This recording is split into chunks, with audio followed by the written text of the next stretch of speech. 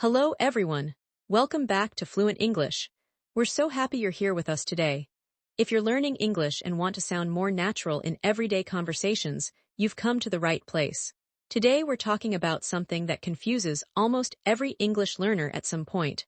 Even people who know a lot of grammar sometimes mix these expressions up. So don't worry if you've ever felt unsure. Hey everyone, it's great to have you with us again. I have to admit this is one of my favorite topics because it's so useful. Once you understand the difference between I am, I was, and I've been, you'll hear them everywhere. Movies, TV shows, podcasts, conversations with friends, you'll suddenly notice them all the time. Exactly, and here's something funny. Years ago, one of my students told someone, "I was tired," when they actually meant, "I'm tired." The other person looked confused because it sounded like the student wasn't tired anymore. It was just one little word, but it completely changed the meaning. That's why today's lesson is so important. These expressions look simple, but they talk about different times and different situations. Once you know when to use each one, your English will sound much more natural. By the end of this lesson, you'll know when to say I am, when to use I was, and when I've been is the best choice. You'll also learn some easy memory tricks, hear lots of real-life examples, and practice speaking with us. Before we jump in, we'd love to hear from you. Which one confuses you the most? I am, I was, or I've been? Leave your answer in the comments. It'll be fun to see what everyone says. And if you're enjoying our lessons, don't forget to like this video and subscribe to Fluent English. We post new lessons that help you speak confidently in real conversations, not just pass grammar tests. All right, grab a notebook if you like, or simply listen and repeat with us. Let's get started. Let's begin with the easiest one. I am. We use I am to talk about the present. It's happening now. Think of it like this: subject plus am plus information. For example, I am happy, I am hungry, I am at work, I am ready. These sentences all describe your situation right now. That's right, here are a few more examples you'll hear every day. I'm excited about the weekend. I'm busy right now. I'm at the grocery store. I'm late for class. Notice how they all describe the present moment. If someone asks, how are you? You usually answer with I'm. Let's make this personal. Right now, I'm recording this lesson with you so I can say, I'm excited. If I haven't had enough coffee, I can say, I'm sleepy. If it's raining outside, I can say, I'm cold. Everything is about what's true at this moment. Let me ask you something. Right now, are you at home? Are you at work? Are you on a bus? Say your answer out loud. You could say, I'm at home. I'm at school. I'm on vacation. Speaking out loud is one of the fastest ways to build confidence. Now let's move to I was. This one is different because it talks about the past. The structure is simple. Subject plus was plus information. I was tired yesterday. I was at the beach last weekend. I was nervous before my interview. Notice the time words. Yesterday, last weekend, before my interview. Those tell us we're talking about something that's finished. Here's a quick comparison. I'm tired. That means you're tired now. I was tired. That means you felt tired before, but maybe you're not tired anymore. Just changing am to was changes the time completely. Exactly, let's look at more examples. I'm busy today. I was busy yesterday. I'm happy now. I was sad last week. I'm in New York. I was in Chicago last month. The pattern stays the same. The only thing that changes is the time. Here's a little challenge. I'll say a present sentence and you change it to the past. I'm hungry. Can you change it? That's right. I was hungry. How about this one? I'm excited. Now you say it in the past. I was excited. Nice job. Remember, was doesn't always mean something happened a long time ago. It could be just a few minutes earlier. For example, I was on the phone. I was outside. I was busy a moment ago. The action or situation simply ended before now. Let's make it even more real. Imagine your friend calls you. Why didn't you answer? You could say, sorry, I was driving. Or sorry, I was taking a shower. Or sorry, I was in a meeting. These are natural answers that native speakers use every day. Now comes the expression that causes the most confusion. I've been. Don't worry, it sounds harder than it really is. The structure is subject plus have plus been plus information, or, in everyday English, I've been. This usually connects the past to the present. For example, I've been busy. This often means you started being busy earlier, and that situation is connected to now. Here's another example. A friend asks, why haven't you replied to my messages? You answer, I've been working all day. That means the work started earlier and continued until recently, or maybe it's still continuing. Compare these two sentences. I was sick. This tells us you were sick in the past. I've been sick. This suggests the illness started before now and is still affecting you, or it has only recently ended. That small difference is incredibly important in everyday English. Here's another pair. I was busy yesterday. Finished. Yesterday is over. I've been busy lately. This means your busy schedule has continued over the recent days or weeks. Native speakers use lately with I've been all the time. Here's a simple memory trick. Think of 3 questions. What is true now? Use I am. What was true before? Use I was. What started before and connects to now? Use I've been. Keeping those 3 questions in your mind will help you choose the right expression much faster. Before we continue, let's practice together. In the comments, write 1 sentence with I'm, 1 sentence with I was, and 1 sentence with I've been. Don't worry about being perfect. The more you practice, the more natural your English will become. And now that you've learned the basic difference between these 3 expressions, let's build on this foundation with even more real-life situations and everyday conversations. Now that we've covered the basic differences, let's take things one step further. Understanding the grammar is important, but knowing how people actually use these expressions in daily conversations is what really helps you sound natural. Native speakers don't think about grammar rules every time they speak. They simply choose the expression that matches the situation. That's so true. Think about your own language. You probably don't stop to think about grammar before every sentence. English works the same way. The more examples you hear and practice, the more natural these expressions will become. Let's imagine you're talking to a coworker on Monday morning. They ask, "How was your weekend?" You might answer, "It was great. I was with my family all weekend." Notice that we use I was because we're talking about a finished time in the past. But imagine the conversation changes. Your coworker asks, "You look tired. Are you okay?" Now you could say, "I've been working on a big project." That means the work started before this conversation and has continued until now. Maybe you're still working on it this afternoon.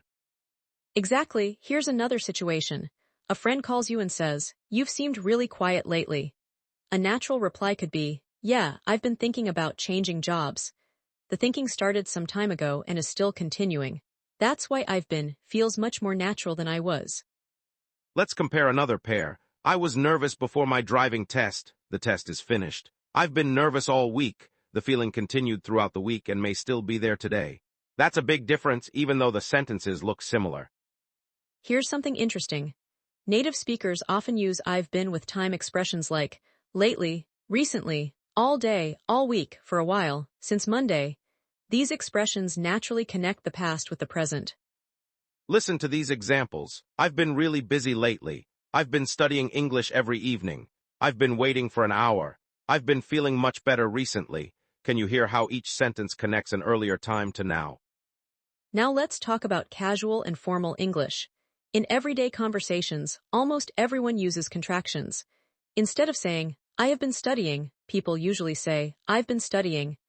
Instead of "I am happy," they say, "I'm happy."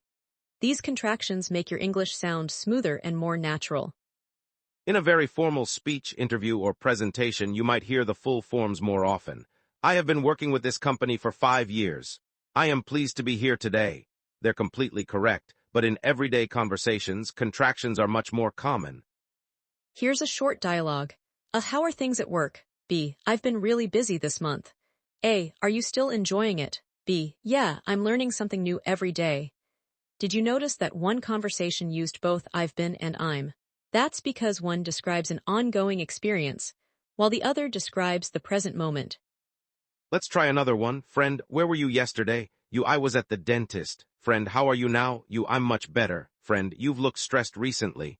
You, I've been dealing with a lot of appointments. Every expression has its own job. Here's a quick practice activity. I'll describe a situation and you decide which expression fits best. Situation 1.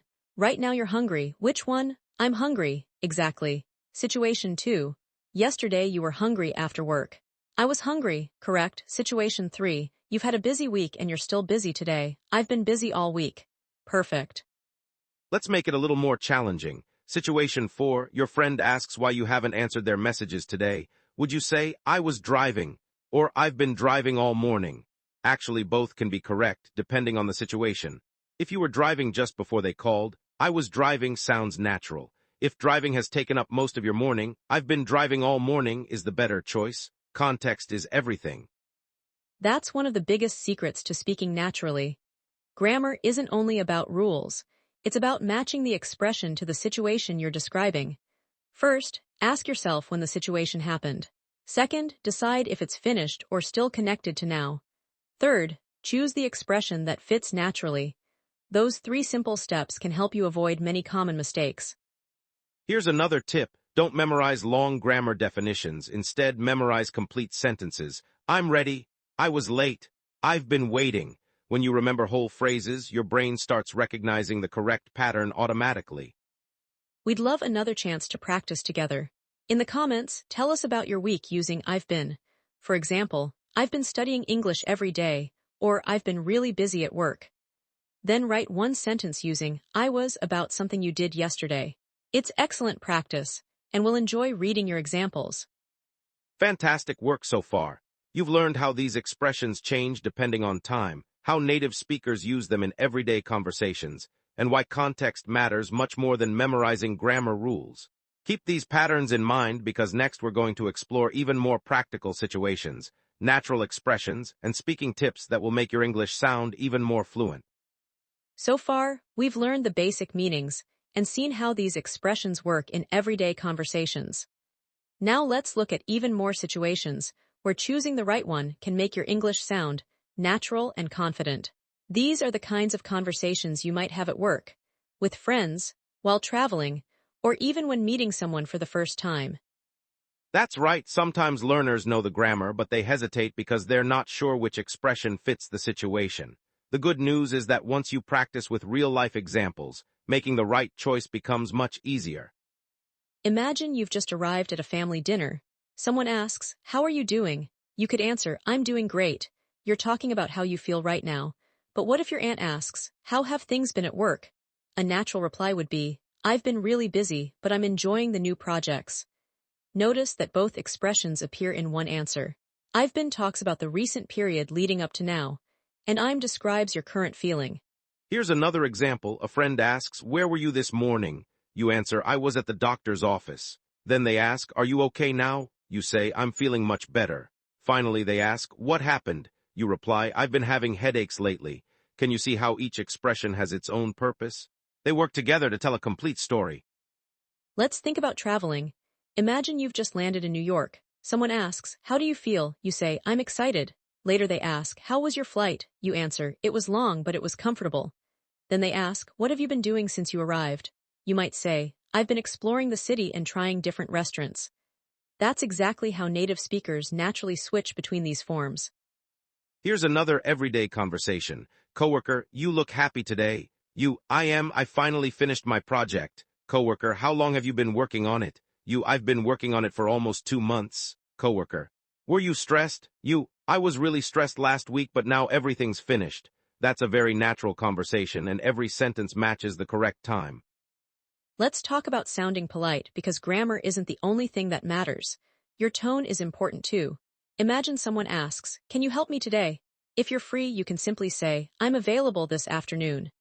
If you've been very busy recently, you could politely explain, "I've been really busy lately, but I'd be happy to help tomorrow." That sounds much warmer than giving only a short answer. Exactly. Native speakers often add a little extra information to sound friendly. Instead of saying, "I was busy," they might say, "I was busy yesterday, but I'm free today." Or, "I've been busy this week, but things are finally slowing down." These small additions make conversations feel more natural. Here's another tip. Pay attention to the words that often appear with each expression. With you'll often hear, "I'm ready, I'm hungry, I'm excited, I'm tired, I'm home." With you'll hear, "I was late, I was nervous, I was at work, I was surprised, I was busy yesterday." And with I've been, you'll often hear, "I've been waiting, I've been studying, I've been feeling better, I've been thinking about it, I've been working a lot." Learning these common word combinations is much easier than memorizing long grammar rules. Let's do a mini speaking practice together. I'll describe a situation and you answer out loud. Ready? You wake up this morning feeling energetic. What do you say? "I'm full of energy." Great. Yesterday you felt exhausted after work. I was exhausted after work. Excellent. For the past month you've been exercising every morning. I've been exercising every morning. Perfect. Let's make it even more realistic. Imagine you're talking with a friend. Friend, you look different. You could say, I've been going to the gym recently. Friend, that's awesome. Were you nervous when you started? You answer, yeah, I was a little nervous. Friend, how do you feel now? I'm much more confident. That conversation sounds completely natural. One thing many learners forget is that your voice also helps communicate meaning. If you're excited, let your voice sound excited. I'm so happy. If you're talking about a difficult week, your tone naturally becomes calmer. I've been really busy lately. And if you're telling a story about the past, speak naturally without rushing. I was so surprised when I saw everyone waiting for me. Your pronunciation and tone make your English feel more authentic. Here's another challenge for you. Imagine someone asks these three questions. How are you today? Where were you yesterday evening? What have you been doing this week? Pause this lesson if you need to, and answer all three questions out loud. Speaking is the fastest way to build confidence. You can even practice in front of a mirror or record yourself on your phone. Listen to your answers and notice whether you chose the correct expression. Don't worry if you make mistakes. Every mistake is another step toward becoming more fluent. We'd love to hear from you again.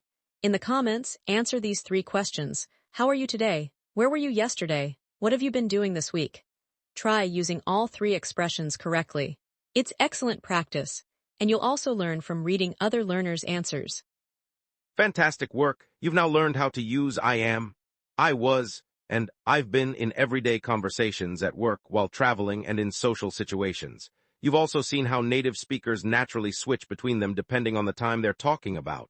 Keep practicing these patterns out loud because they're some of the most useful expressions you'll use in English every single day. In the next section, we'll look at some of the most common mistakes learners make and show you exactly how to avoid them. Now let's talk about something every English learner experiences, making mistakes. Honestly, we've all been there. Even advanced learners sometimes mix up these expressions because they're thinking too fast or translating directly from their first language. The important thing is not to be afraid of making mistakes.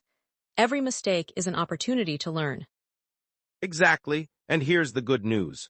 Most of these mistakes are easy to fix once you understand why they happen. Today we'll look at 4 of the most common ones. By the end of this section, you'll know how to catch them before they come out of your mouth. Let's start with the first mistake. Someone asks, how are you? A learner answers, I was fine.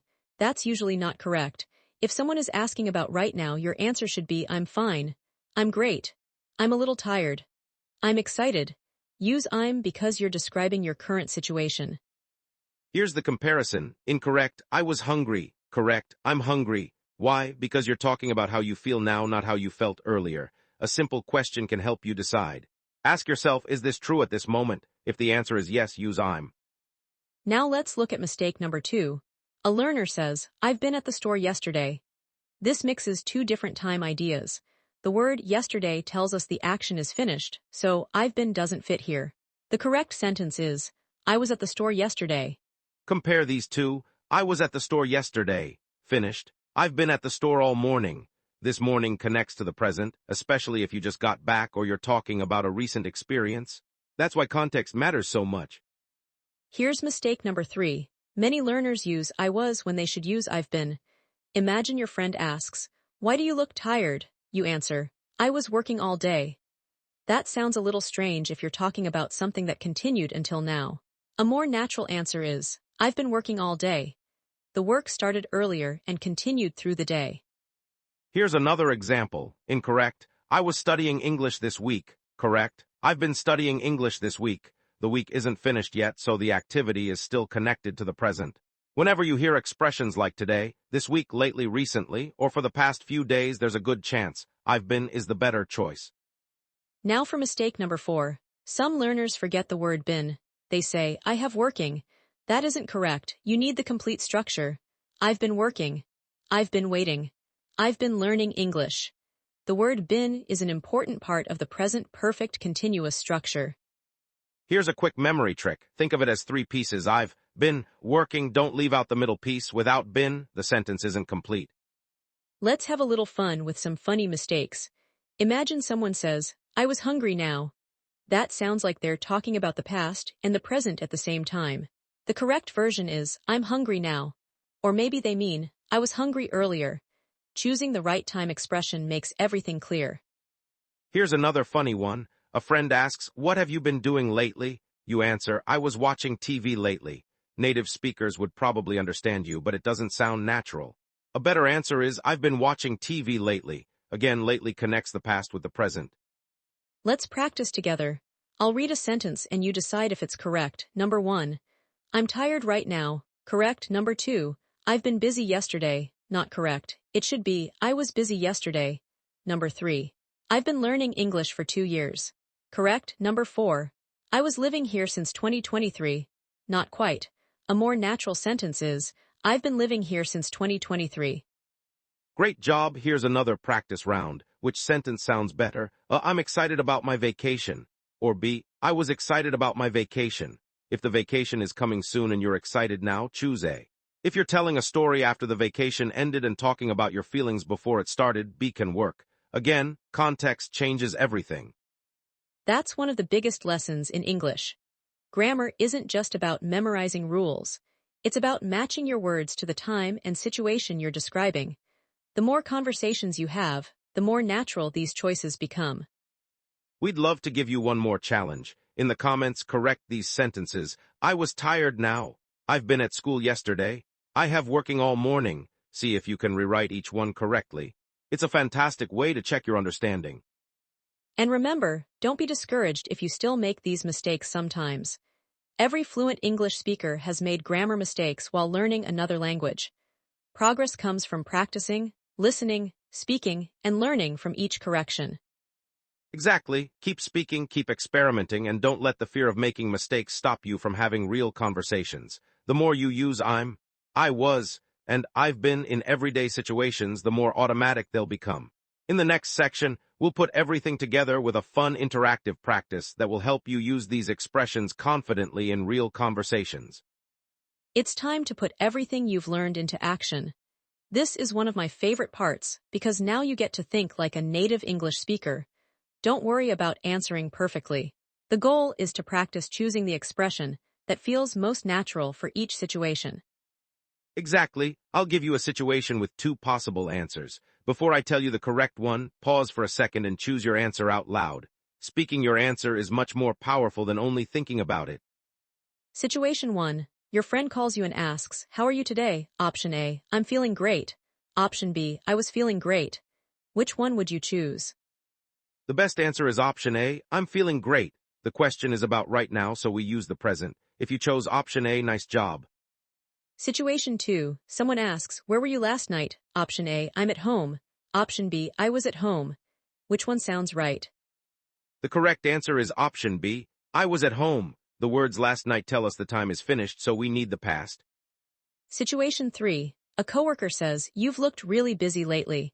Which reply sounds more natural? Option A, I've been working on a new project. Option B, I was working on a new project. Option A is the better choice because lately connects the past with the present. You're describing something that started before now and is still continuing or has only recently finished.